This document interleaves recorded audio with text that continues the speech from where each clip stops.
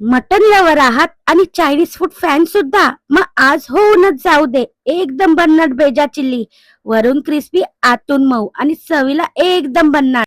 सगळ्यात आधी भेजेला हळद आणि मीठ घालून छान पाण्यात बॉईल करून घेतलाय. आता एका वाटीत कॉर्नफ्लॉवर, मैदा, चवीपुरते मीठ, लाल काश्मीरी मिरची, ब्लॅक पेपर आणि एक अंडा आणि पाणी घालून छान मॅरिनेट तयार केलं आहे. आणि ह्याच्यामध्ये आता बॉईल केले होते भेजेचे तुकडे घालून छान मॅरिनेट करून आता गरम गरम तेलामध्ये भेजाचे तुकडे छान गोल्डन आणि क्रिस्पी होईपर्यंत फ्राय करून घेतले आहे.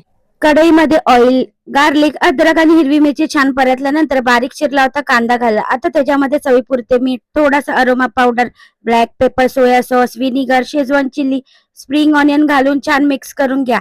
आता त्याच्यामध्ये कॉर्नफ्लॉवर वाला थोडंसं पाणी घाला आणि क्रिस्पी भेजा घालून छान मिक्स करा. बघा किती मिक्स केलं तरी भेजा आपला क्रिस्पीच आहे. वरून एकदम क्रिस्पी, आतून एकदम मऊ. काय भन्नाट कॉम्बिनेशन आहे ना. लास्टला शेजवान चिल्ली, स्प्रिंग ऑनियन आणि सफेद तीळ घाला. इंडो चायनीज स्टाईल भेजा चिल्ली तयार. आज आपल्या इंडियन भेजाला दिला आहे एकदम भन्नाट इंडो चायनीज ट्विस्ट. कमेंट मध्ये नक्की सांगा आजची रेसिपी कशी वाटली.